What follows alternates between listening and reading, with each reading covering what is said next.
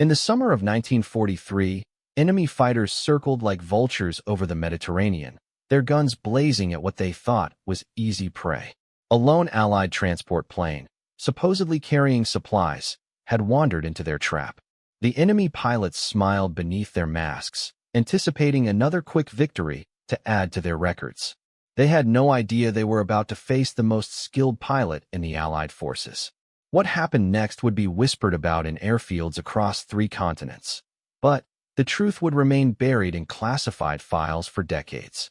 The pilot who saved an entire squadron that day, who turned certain death into impossible victory, carried a secret that would have shocked every person who witnessed those aerial maneuvers. The war had many heroes whose names were carved into monuments and spoken with reverence. But some of the greatest warriors never received the recognition they deserved, not because of their actions, but because of who they were. This is the story of courage that couldn't be celebrated, skill that couldn't be acknowledged, and a pilot whose true identity would have changed everything anyone thought they knew about war, honor, and what it really means to serve your country. Sometimes the greatest victories are won by those who can never claim them. Margaret Maggie O'Sullivan stood in the wheat fields of rural Iowa, watching her older brother Tommy work on the engine of their father's old biplane. The year was 1935, and at 15, she had already spent more hours studying that aircraft than most mechanics spent learning their trade. Every bolt, every wire, every control surface was as familiar to her as the freckles on her own hands. "Hand me that wrench, Maggie," Tommy called out, his head buried deep in the engine compartment. She knew exactly which tool he needed before he asked. While other girls her age were learning to sew and cook, Maggie was learning the language of flight. Her father, Sean O'Sullivan, was a crop duster who had learned to fly during the Great War. He had returned from France with stories of aerial combat and a deep love for aviation that he passed down to both his children. But in the 1930s, flying was considered a man's world. Women might be permitted to fly in air shows or races, but serious aviation, military service, and commercial flying were strictly masculine domains. Maggie didn't care about society's rules.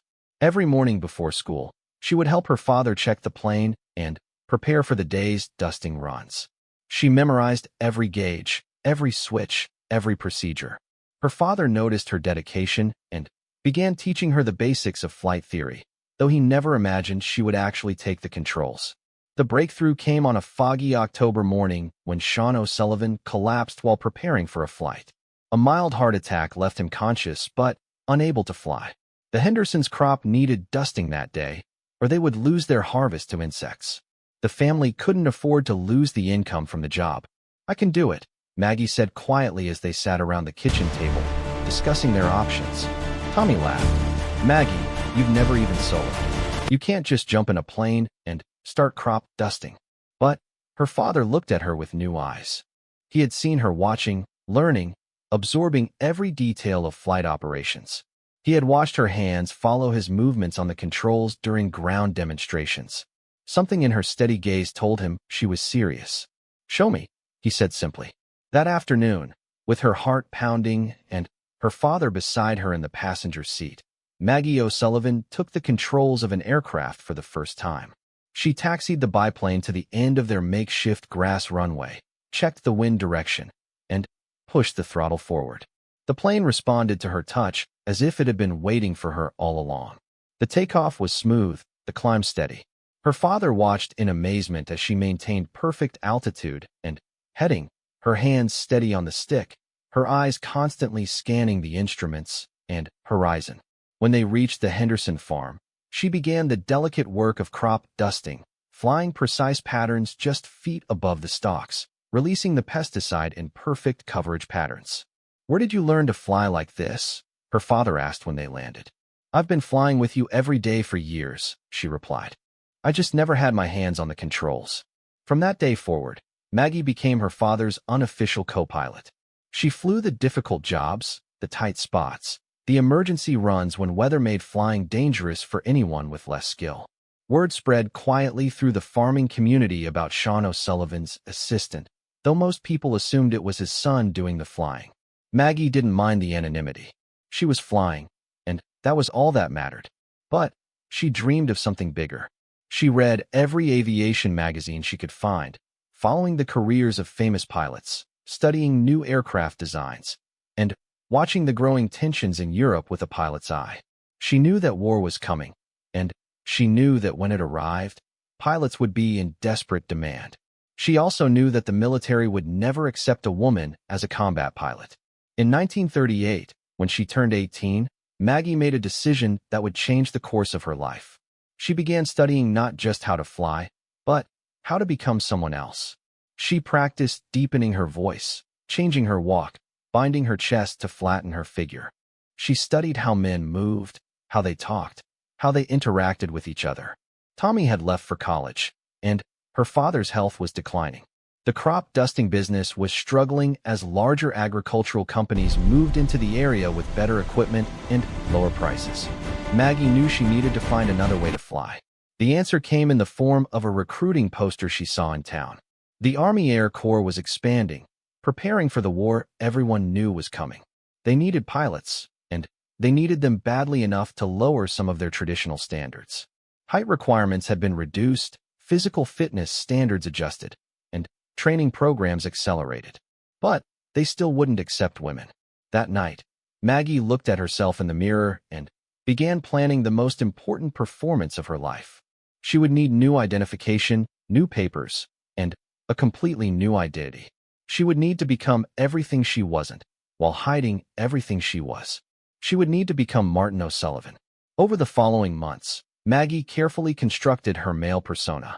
She convinced a sympathetic clerk in the county office to issue new identification papers, claiming the originals had been lost in a fire. She practiced her new identity constantly, never breaking character even when alone. The physical transformation was more challenging. She cut her hair short, began binding her chest daily, and studied how to create the illusion of broader shoulders and a more masculine jawline. She practiced walking with longer strides, sitting with legs spread, and eliminating the unconscious gestures that marked her as female. But the most difficult part was emotional. Maggie O'Sullivan would have to disappear completely. She could never again respond to her real name, never acknowledge her past, never let her guard down even for a moment. The girl who had learned to fly in the wheat fields of Iowa would cease to exist. In December 1940, as the Battle of Britain raged across the Atlantic and America prepared to enter the war, Martin O'Sullivan walked into an Army Air Corps recruiting station in Des Moines and volunteered to serve his country. The recruiting sergeant looked at the tall, lanky farm boy standing before him and saw exactly what the Air Corps needed: a young man with flight experience, mechanical knowledge, and the kind of steady demeanor that made for good pilots. He didn't see the secret that would have disqualified the applicant instantly. "Can you really fly, son?" the sergeant asked. "Yes, sir," Martin replied in a carefully practiced baritone. "Been flying crop dusters since I was 16. "Well then, Martin O'Sullivan, welcome to the Army Air Corps. You ship out for basic training next month." As Maggie walked out of the recruiting station, she felt a mixture of excitement and terror. She had done it. She was going to be a military pilot, going to serve her country, going to fly the most advanced aircraft ever built. She also knew that if anyone ever discovered her secret, she would face court-martial, imprisonment, and disgrace. Every day would be a performance, every interaction a potential exposure. She would have to be better than good, better than average, better than anyone expected, all while hiding the most fundamental truth about who she was. Basic training at Lackland Field in Texas was a crucible that would have broken most people. For Martin O'Sullivan, it was a daily test of survival that went far beyond the physical demands placed on every recruit. While other young men struggled with drill sergeants, forced marches, and military discipline, Martin faced the additional challenge of maintaining a false identity under the most scrutinizing conditions imaginable. The barracks were the greatest threat. 20 men living in close quarters, sharing showers, changing clothes, and existing without privacy for weeks on end. Maggie had prepared for this moment, but preparation and reality were vastly different. She had learned to bind her chest so tightly it was painful, to change clothes with lightning speed, and to always shower last and fastest. "O'Sullivan," Sergeant Mills barked on the third day of training. You shy about something, boy? You change clothes like you're hiding something. Maggie's heart stopped. Discovery on day 3 would end everything before it started. But she had prepared for this moment too. Sorry, Sergeant. Farm boy habits. We didn't have much privacy back home with 7 sisters around, Martin replied, forcing a grin and relaxing his posture. The other recruits laughed, and Sergeant Mills moved on. It was the first of hundreds of moments where quick thinking and careful preparation would mean the difference between success and catastrophe. Flight training began at primary school in Oklahoma, where Martin first encountered military aircraft. The PT-17 Stearman trainer was unlike anything he had flown before. More powerful, more complex, and demanding a precision that crop dusting had never required. But the fundamentals were the same, and Maggie's years of flying experience showed immediately. O'Sullivan's got natural hands, reported flight instructor Captain Davis after Martin's first solo flight. Clean, smooth, instinctive. This one's going to be special. The compliment filled Maggie with pride, but also concern. Standing out was dangerous when you were hiding a secret that could destroy everything. She began deliberately making small mistakes in ground school, scoring well but not perfectly, ensuring she remained competent but not exceptional in anything but flying. The other cadets became her greatest challenge and her strongest protection. James "Rabbit" Morrison from Tennessee became Martin's closest friend, a natural comedian who could make even the most serious moments light. Roberto "Ace" Fernandez from California was the competitive one, constantly challenging everyone to be better. And Thomas "Tank" Anderson from Minnesota was the steady one, the natural leader who looked out for everyone in their group. These 3 became Martin's Squadron brothers, and protecting the secret from them was the hardest part of maintaining the deception. They trusted Martin completely, shared everything with him, and expected the same in return. Maggie found herself caring about them deeply while knowing she could never truly be honest with any of them. You ever wonder what O'Sullivan does on leave? Rabbit asked Tank one evening as they sat in the mess hall. Rest of us go into town, chase girls, raise hell. Martin just disappears. Maybe he's got a girl back home, Tank suggested. Some farm beauty he's saving himself for. If they only knew, Maggie thought, that their squadron mates spent leave time in hotel rooms, carefully maintaining her disguise, practicing her male mannerisms, and writing letters to her father that she could never send because they might reveal her location to someone who knew her real identity. Advanced flight training moved the cadets to Arizona, where they transitioned to more powerful aircraft. The AT-6 Texan was a complex machine that demanded both skill and understanding of advanced flight systems. Here, Martin's mechanical knowledge from working on crop dusters became invaluable. While other cadets struggled with engine management and systems operation, Martin understood intuitively how everything worked together. The instructors began to notice. Captain Williams pulled Martin aside after a particularly challenging navigation exercise where he had not only completed the course perfectly but had also identified and corrected errors in the pre-flight briefing materials. O'Sullivan, you've got the best natural flying skills I've seen in 15 years of instruction. Have you considered pursuit pilot training? Pursuit pilots flew fighters, the most demanding and dangerous assignment in the Army Air Corps. It was exactly what Maggie had dreamed of, and exactly what she feared most. Fighter pilots received the most scrutiny, the closest examination, the most intense training. The risk of discovery would be enormous. But the alternative was bomber crew or transport duty, and Maggie knew she had skills that could save American lives in single-engine combat. The decision was really no decision at all. Yes, sir. I'd like to try for pursuit training. Fighter pilot school at Luke Field in Arizona was unlike anything that had come before. The pressure was relentless, the standards impossibly high, and the aircraft were temperamental machines that could kill careless pilots instantly. The P-40 Warhawk was a real fighting machine, armed with 650 caliber machine guns, and built for combat. Martin excelled immediately. The combination of natural flying ability, mechanical understanding, and the intense focus required to maintain her secret identity created a level of concentration and skill that impressed even veteran instructors. She could outfly cadets who had been training for years, outshoot marksmen who had grown up hunting, and outthink tactical problems that stumped natural leaders. O'Sullivan's got ice water in his veins, reported Major Thompson after Martin scored perfect marks in aerial gunnery.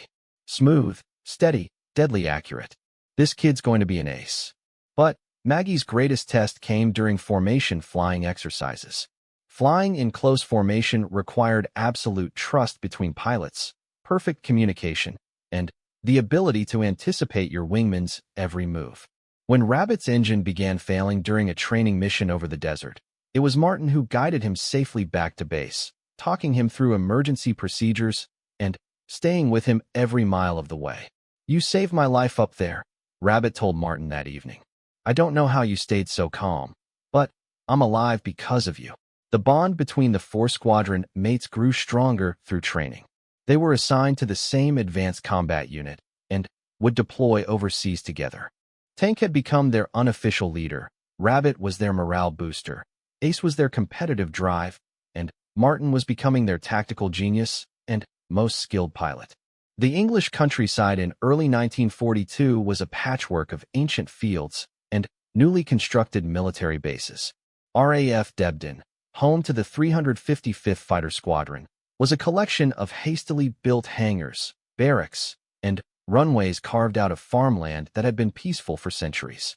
For Martin O'Sullivan and his squadron brothers, it became home, battlefield, and proving ground all at once. The reality of combat flying was far different from anything they had experienced in training. Their P-51 Mustangs were magnificent machines, fast and deadly, but they were also flying deep into hostile territory where experienced German pilots had been fighting for 3 years. The learning curve was steep, and the price of mistakes was often fatal. "First rule of surviving over Europe," explained Major Robert Storm Hartley, their squadron commander, during their initial briefing. "The Germans aren't training pilots anymore. They're combat veterans with hundreds of hours of fighting experience. They know every trick, every tactic, every weakness in your flying. Your only advantages are better aircraft and fresh eyes. Don't waste either one." Martin absorbed every word, every detail, every nuance of combat tactics. While other pilots focused on the excitement of finally getting to fight, Martin studied the technical aspects of aerial warfare like a college student preparing for final exams. Speed, altitude, positioning, ammunition management, fuel consumption, emergency procedures. Every element had to become instinctive. The squadron's first combat mission came in March 1942, escorting B-17 Flying Fortress bombers on a raid against German submarine pins in France. Martin felt her heart racing as they climbed to altitude, but her hands remained steady on the controls. This was what she had trained for, what she had sacrificed everything to achieve. "Stay tight, stay alert, and stay alive." Tank's voice crackled over the radio as they crossed the English Channel. As flight leader, he was responsible for bringing everyone home safely.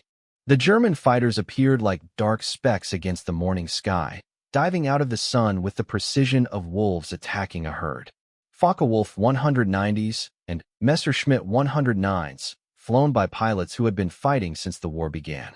The radio exploded with warnings, callouts, and the controlled chaos of aerial combat. "Bandits, 2 o'clock high." Ace's voice cut through the static. Martin saw them first, 6 German fighters positioning for an attack on the bomber formation. Training took over instantly. She rolled her Mustang into a diving turn, positioning herself between the attackers and the bombers, her finger moving to the trigger of her 650 caliber machine guns. The first German pilot never saw her coming. Martin's gunnery training had been exceptional, but combat shooting was different. The target was moving in 3 dimensions, pulling G-forces, firing back with weapons that could kill her instantly. She led her target perfectly, squeezed the trigger in a controlled burst, and watched her rounds tear through the Focke-Wulf's engine. The German fighter rolled over and dove toward the ground, trailing black smoke. Martin's first kill, accomplished with the cold precision that would become her trademark. "Nice shooting, Martin." Rabbit's voice carried excitement and relief. That Fritz never knew what hit him. But the battle was far from over. More German fighters were climbing to intercept, and the bomber formation was still 20 minutes from their target. Martin reformed with her squadron, checking fuel and ammunition, scanning the sky for threats. The second attack came from below, a classic German tactic that caught many Allied pilots off guard. But Martin had studied every combat report from the Pacific Theater, where American pilots had learned to fight experienced Japanese aviators. She anticipated the maneuver and was ready. Rolling inverted, she dove toward two Messerschmitts climbing toward the bomber formation. The lead German pilot saw her coming and turned to meet her head-on, both aircraft closing at a combined speed of over 600 miles per hour. It was a deadly game of chicken where the first pilot to flinch would hand the advantage to his opponent. Martin held her course, her machine guns aligned perfectly with the approaching fighter. At the last possible second, she fired a long burst and rolled hard left. The German pilot's rounds passed harmlessly to her right, while her bullets shattered his canopy and sent his aircraft tumbling toward the earth. 2 kills in her first combat mission. It was unprecedented for a new pilot, and it immediately marked Martin O'Sullivan as someone special. But success brought its own dangers. Outstanding pilots received more attention, more scrutiny, more opportunities to make the kind of mistakes that could expose secrets. When Major Hartley recommended Martin for promotion to flight leader after only 3 missions, she found herself walking a dangerous line between excellence and exposure. O'Sullivan's got something special, Hartley told the group commander. Natural fighter pilot instincts, exceptional gunnery, and ice-cold nerves under fire. This kid could be the best pilot in the squadron. The promotion came with increased responsibilities and closer relationships with fellow pilots. As a flight leader, Martin was responsible for 3 other pilots' lives, required to attend planning meetings with senior officers, and expected to provide tactical input on mission planning. It also meant sharing quarters with Tank, the squadron's senior flight leader. Living in close proximity with another person was the most dangerous situation Maggie had faced since basic training. Tank was observant, intelligent, and had a natural curiosity about the quiet pilot who seemed to have no past and no personal connections. "You never talk about home," Tank mentioned one evening as they prepared for a particularly dangerous mission the next day. "No girlfriend letters, no family photos, no stories about growing up. Sometimes I wonder if you were born in that P-51.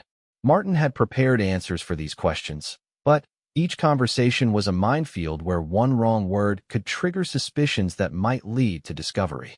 "Not much to talk about," Martin replied in his practiced baritone. "Farm life's pretty boring.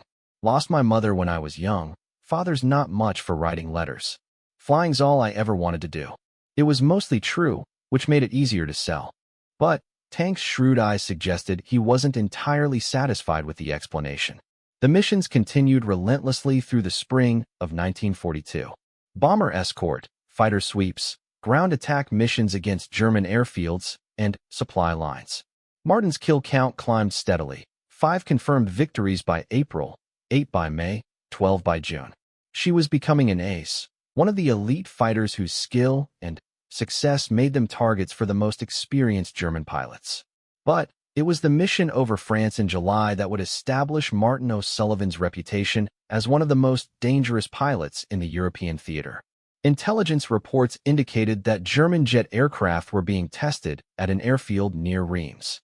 The 355th Squadron was tasked with a ground attack mission to destroy the experimental aircraft before they could become operational.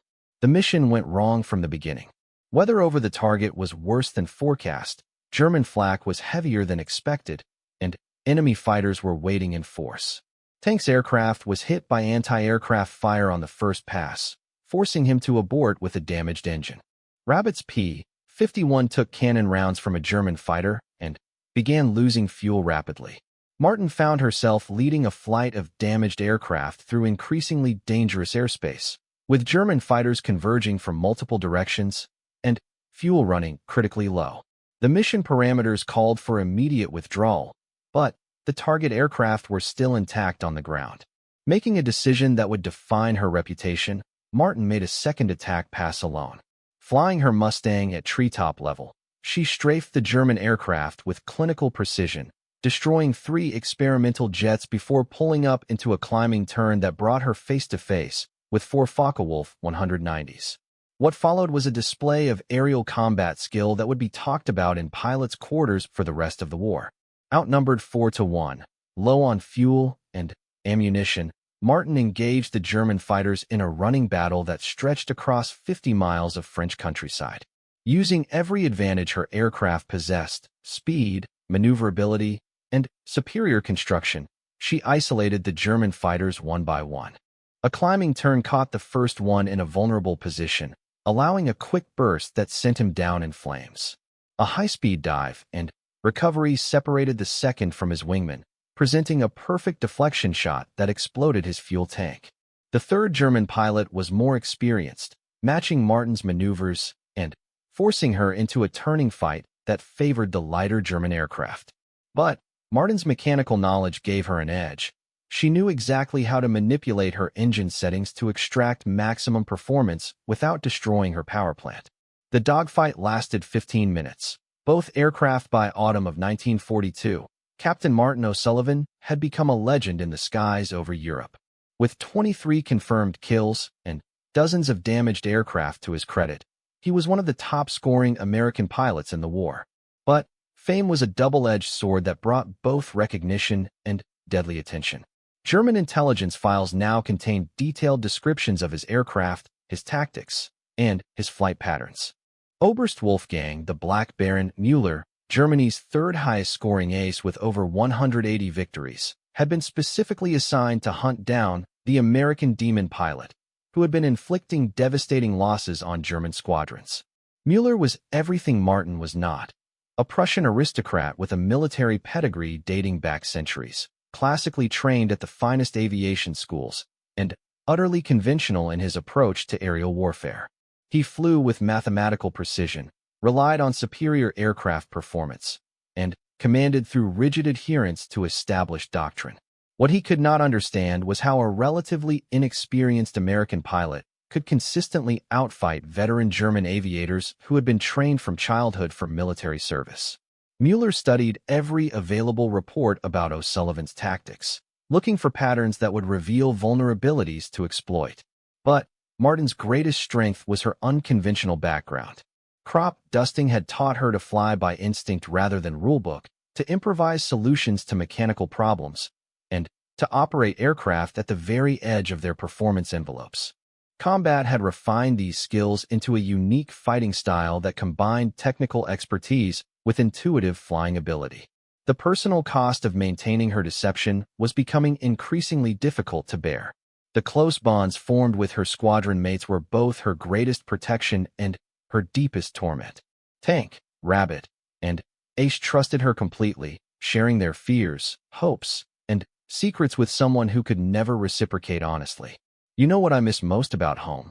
Rabbit asked one evening as they sat in their quarters, cleaning their weapons after a particularly difficult mission. "Sunday dinners with my family. My grandmother made the best fried chicken in Tennessee, and we'd all sit around the big table telling stories and laughing." "My mother's tamales," Ace added. "Christmas Eve, the whole family would gather to make hundreds of them. Took all day, but it was the best time of the year." Tank nodded thoughtfully. "My father and I used to go fishing every Saturday morning. Never caught much, but we'd talk about everything and nothing for hours. What about you, Martin? What do you miss most?"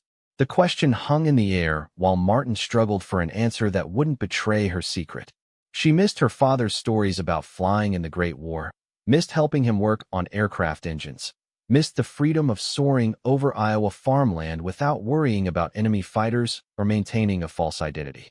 "Flying crop dusters with my old man," Martin said finally. "Just the two of us and an open sky.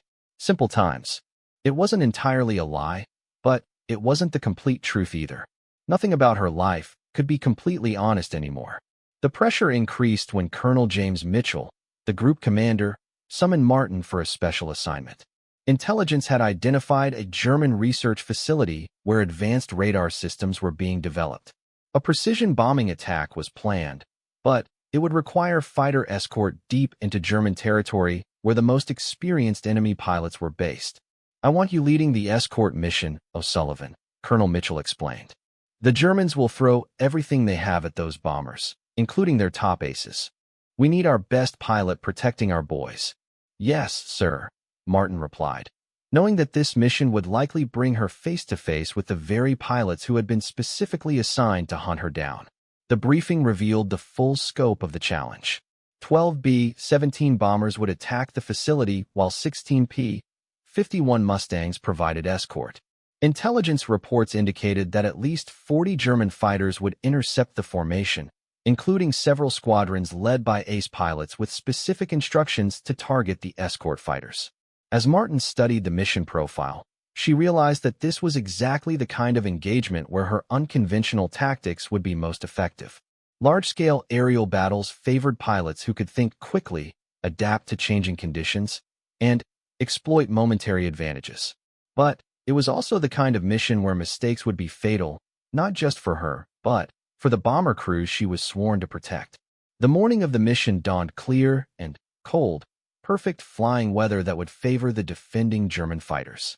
As Martin walked out to her P-51, she performed the same pre-flight ritual she had followed for hundreds of missions, checking control surfaces, inspecting ammunition loads, testing radio equipment. But this morning felt different. Her squadron brothers sensed it too. Tank, now serving as deputy leader for the escort mission, checked his aircraft with unusual thoroughness. Rabbit, normally joking and light-hearted before missions, was quiet and focused. Ace spent extra time with the ground crew, ensuring his aircraft was perfectly prepared. "This is a big one," Tank said as they gathered for final coordination. "Biggest escort mission we've flown. Everyone stays sharp, stays together, and watches everyone else's six." The formation assembled over England in perfect order, 12 bombers in a tight defensive box, surrounded by 16 fighters positioned at different altitudes and ranges. Martin led the high-cover flight, responsible for engaging enemy fighters before they could attack the bomber formation. The flight across the English Channel was routine, but tension increased as they crossed into occupied France. Radio reports from other Allied formations indicated heavy German fighter activity throughout the region. The enemy was definitely preparing something special for this mission. "Bandits, 11 o'clock high, many bandits," came the first contact report as they approached the target area. Martin looked up and saw what appeared to be the entire German Air Force diving toward their formation. Over 40 German fighters in multiple waves, led by the distinctive black aircraft of Wolfgang Müller's personal squadron. The attack was perfectly coordinated, designed to overwhelm the escorts and leave the bombers defenseless. Martin keyed his radio and gave the order that would begin one of the largest air battles over Europe. "All escorts, engage at will. Protect the bombers at all costs." The sky exploded into chaos as American and German fighters clashed at 300 miles per hour. Tracers streaked in all directions, aircraft dove and climbed in desperate maneuvers, and the radio filled with warnings, attack calls, and emergency transmissions. Martin found himself immediately engaged by 3 Messerschmitt 109s, their pilots clearly experienced and aggressive. Using her superior speed, she extended away from the German fighters, then reversed course in a climbing turn that brought her onto the tail of the trailing Messerschmitt. Her first burst was perfectly aimed, striking the German aircraft's engine and sending it down in flames. But before she could celebrate, cannon rounds from the other 2 fighters stitched across her right wing, punching holes in the aluminum skin and damaging her right aileron. Flying a damaged aircraft in combat required skills that no training program could teach. Martin compensated for the control damage by adjusting her flying technique, using rudder and engine power to maintain maneuverability while engaging the remaining German fighters. The battle raged for over an hour as the bombers completed their attack run and began the return journey to England. German fighters attacked in waves, trying to break through the escort screen and destroy the valuable bombers. American fighters defended with determination born of knowing that bomber crews' lives depended on their success. Martin's flight accounted for 7 confirmed German aircraft destroyed, but the cost was heavy. 2 P-51s had been shot down, their pilots hopefully surviving to become prisoners of war. Several other aircraft were damaged, including Tank's Mustang, which was streaming coolant from a punctured radiator. It was during the withdrawal that Martin encountered Wolfgang Müller directly. The German ace had been frustrated by the effective American defense and was making a personal attack on the lead bomber formation when Martin intercepted him. Mueller's Black Messerschmitt 109 was a work of art, perfectly maintained and flown with the precision of a master craftsman. The German pilot recognized the distinctive markings of O'Sullivan's P-51 and immediately understood that he was finally facing his primary target. The dogfight between Martin O'Sullivan and Wolfgang Mueller became legend among pilots who witnessed it. Two master pilots flying perfectly maintained aircraft, each using every skill and trick accumulated through hundreds of hours of combat flying. Mueller fought with textbook precision, using classic German tactics of altitude advantage and energy management. Martin countered with unconventional maneuvers learned from crop dusting and refined through American fighter tactics. For 15 minutes, neither pilot could gain a decisive advantage. The battle was decided by a single moment of inspiration. As Mueller executed a perfect Immelmann turn to gain position advantage, Martin made a maneuver that no German pilot had ever seen. A crop dusting turn perfected over Iowa farmland, where tight spaces and obstacles required impossible levels of precision. Rolling inverted while pulling maximum G-forces, Martin reversed direction in a space so small that Mueller's aircraft passed directly through her line of fire. Her machine guns fired a 2-second burst that struck Mueller's aircraft in the engine and cockpit. The German ace's Messerschmitt rolled over and dove toward the ground, trailing fire and smoke. Wolfgang Mueller, one of Germany's highest-scoring pilots, had been shot down by an American farm boy whose greatest secret was that he wasn't a boy at all. The mission was a complete success. All 12 bombers returned safely to England, having destroyed their target with minimal losses. The German research facility was eliminated, setting back German radar development by months. The invasion of Normandy in June 1944 marked the beginning of the end for Nazi Germany, but it also presented the greatest challenge of Martin O'Sullivan's military career. As Allied forces prepared to storm the beaches of occupied France, every available fighter pilot was needed to provide air cover for the massive operation. Martin, now a major with 41 confirmed kills, was selected to command the 355th Squadron during the D-Day operations. It was the culmination of everything she had worked toward, but it also meant operating under the most intense scrutiny possible. Supreme Allied Commander Dwight D. Eisenhower himself would be monitoring the performance of squadron leaders during the invasion. The responsibility weighed heavily on her shoulders as she stood in the pre-dawn darkness of June 6, 1944, watching her pilots prepare their aircraft for the most important missions of their lives. Tank had been promoted to Group Operations Officer. Rabbit was now her deputy squadron commander, and Ace led one of her 4 flights. They had become more than squadron mates. They were family. "This is it," she told her assembled pilots during the final briefing. "Everything we've trained for, everything we've fought for, comes down to the next few days. Those boys hitting the beaches are counting on us to keep the Luftwaffe off their backs. We will not let them down." The first wave of D-Day missions launched before sunrise, with Martin leading 36 P-51 Mustangs on patrol over the invasion beaches. The sight below was unlike anything she had ever seen.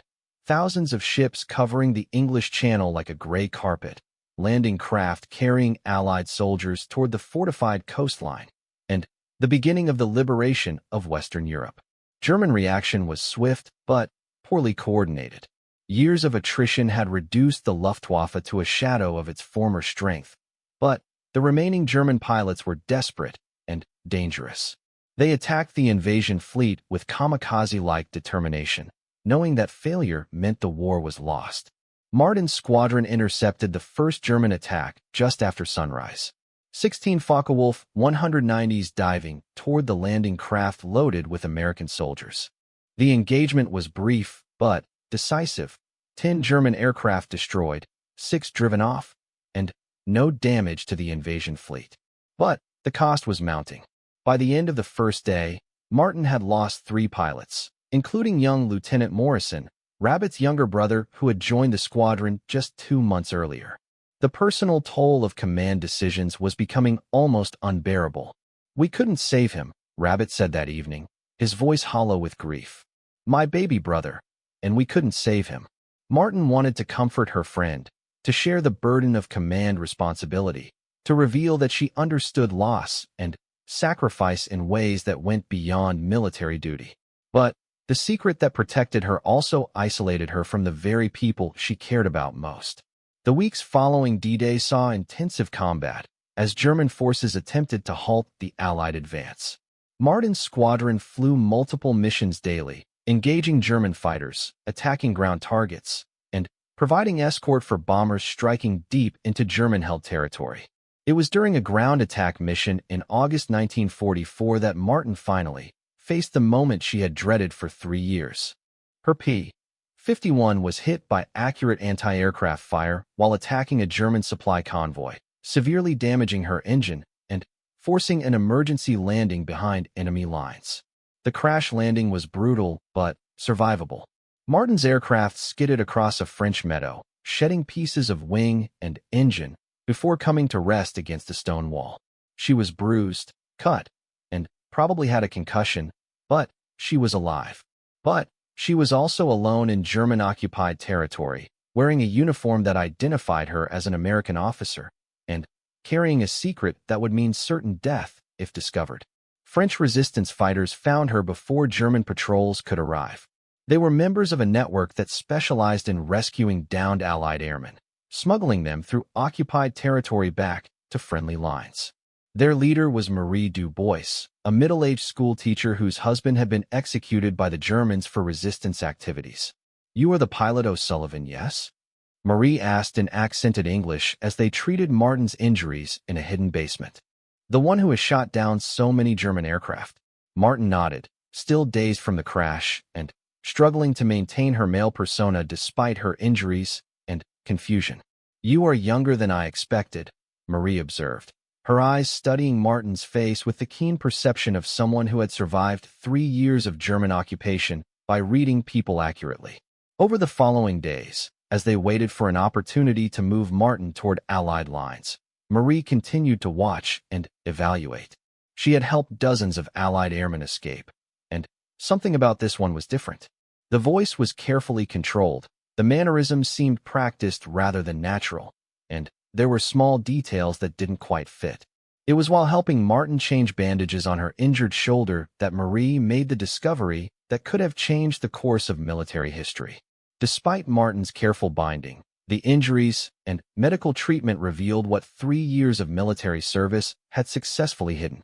Marie's eyes widened with understanding, but her expression remained carefully neutral. "I see," she said quietly in French, then continued in English. "Your secret is safe with me." For the first time in over 3 years, Maggie O'Sullivan heard someone speak her truth aloud. The emotional impact was overwhelming. Someone knew who she really was and had chosen to protect rather than expose her. "How long have you known?" Maggie asked, dropping the carefully maintained masculine voice for the first time since enlisting. "I suspected from the first day," Marie replied. "I have 2 daughters. I know how women move, how they think, how they hide when they must. What I do not understand is why." Over the following week, as they waited for safe passage back to Allied lines, Maggie told her story to the only person who could ever know the complete truth. Marie listened without judgment, understanding the sacrifice and courage required to maintain such a deception under the most dangerous conditions imaginable.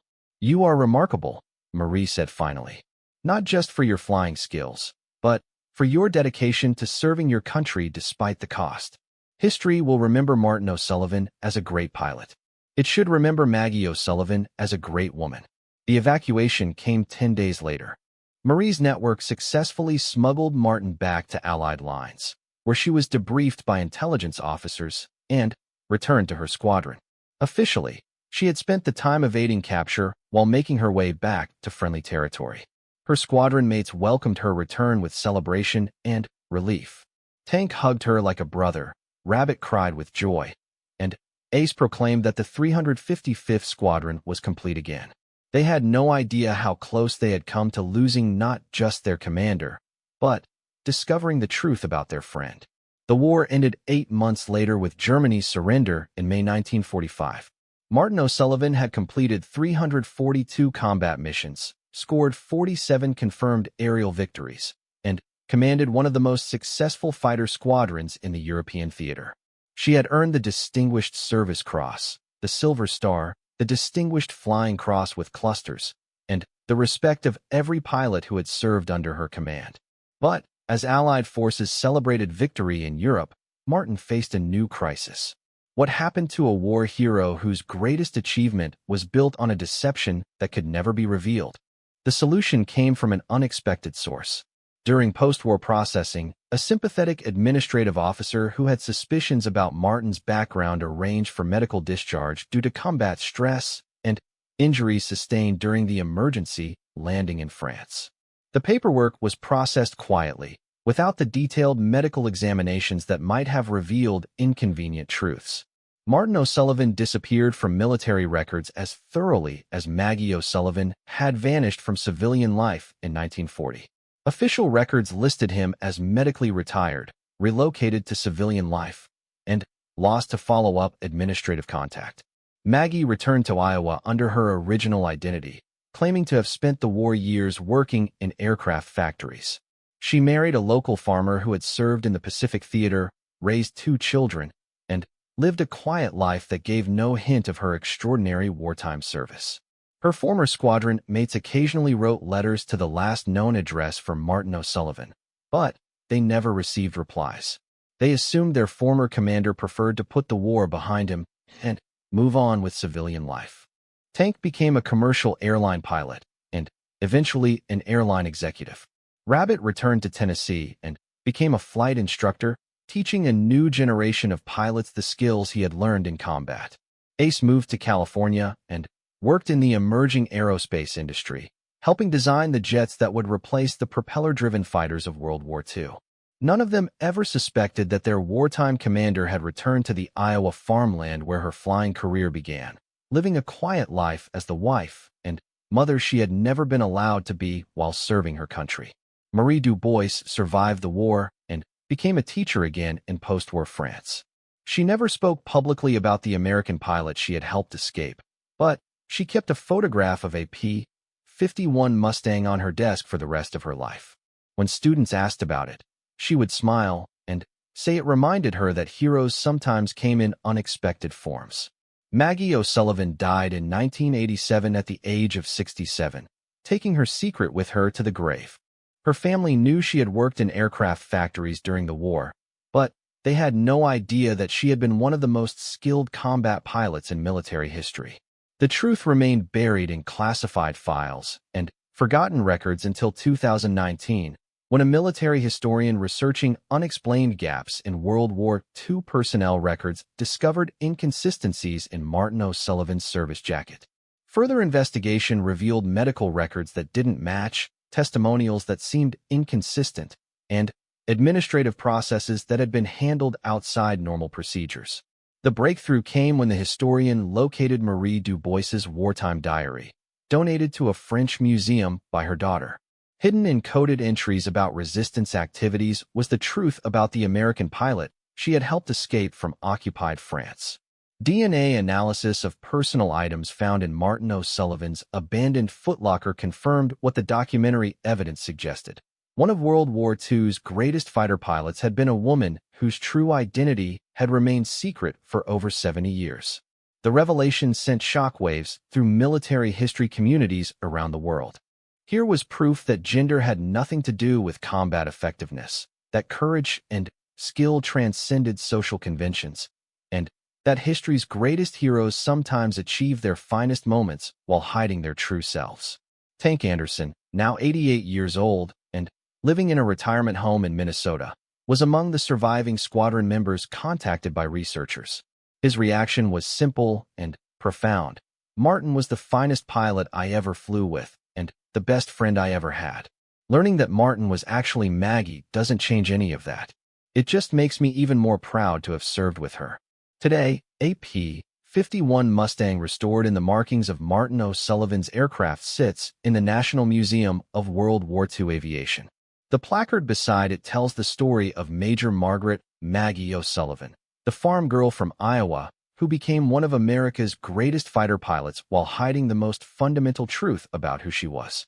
Her legacy challenges everything we thought we knew about courage, service, and the price of following your dreams when the world says you don't belong. She proved that the sky recognizes only skill and courage, not gender or social expectations. And in the farmlands of Iowa, where it all began, visitors can still see the grass runway where a 15-year-old girl first took control of an aircraft and began a journey that would take her from crop dusting to combat, from secrecy to ultimate recognition, from hiding her identity to finally having her true story told. The secret that time forgot has finally been remembered, and Maggie O'Sullivan has taken her rightful place among America's greatest military heroes. But the personal cost for Martin was enormous. The stress of constant deception, combined with the intensity of large-scale combat, was taking a toll that couldn't be sustained indefinitely. She was flying at the very edge of her physical and emotional limits.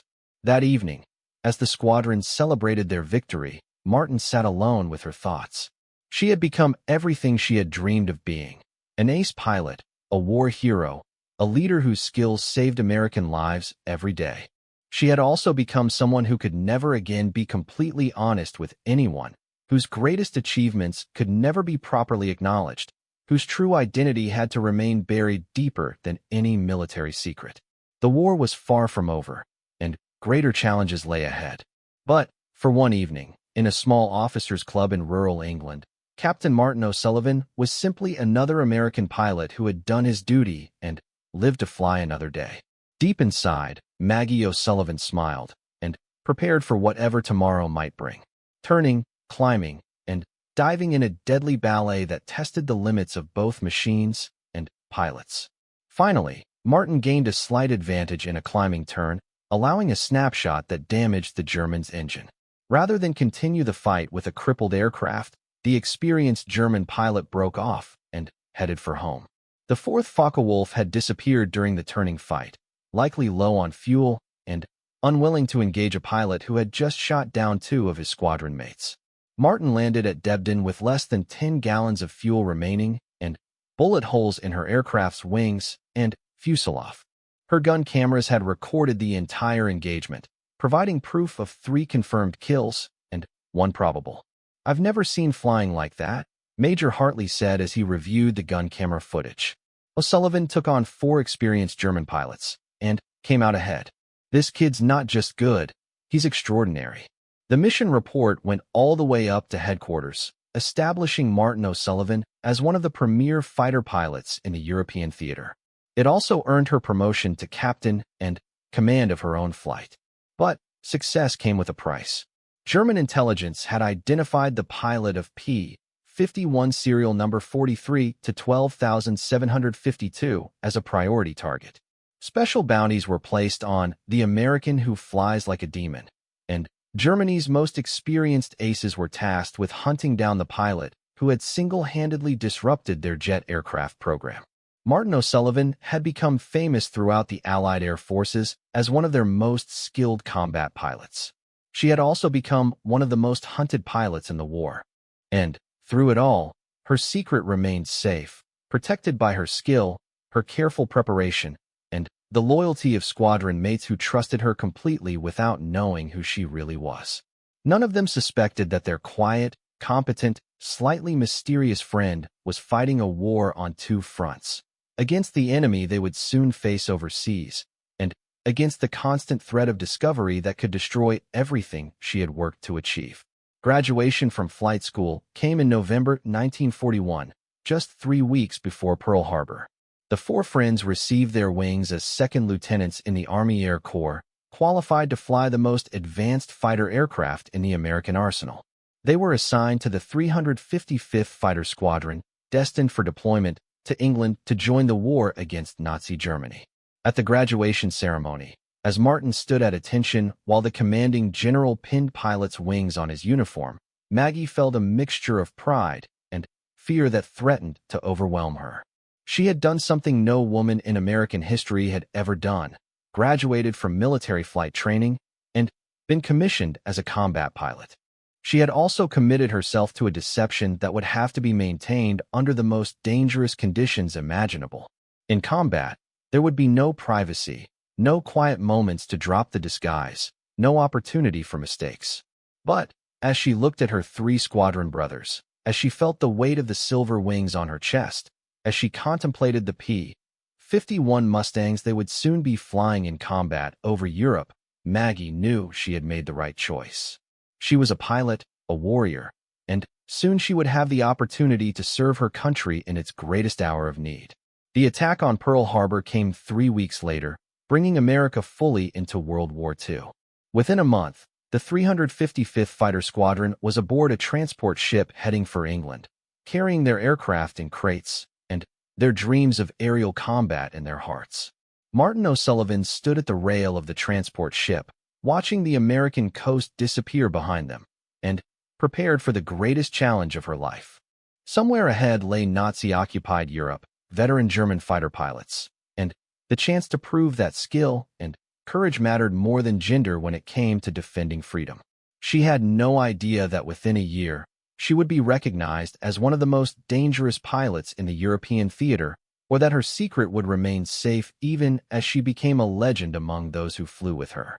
The war was waiting, and Martin O'Sullivan was ready to answer its call. But none of that mattered compared to the opportunity ahead of her. She was going to fly for the United States military. She was going to serve her country in its hour of greatest need. And if she was very good, and very careful, and very lucky, she might just survive long enough to make a difference. The war was waiting, and Martin O'Sullivan was ready to answer the call. Deep inside, Maggie O'Sullivan smiled, and prepared for the greatest challenge of her life. She had no idea that she was about to become one of the most skilled combat pilots of World War II, or that her secret would remain hidden for over 80 years. She only knew that she was finally going to fly.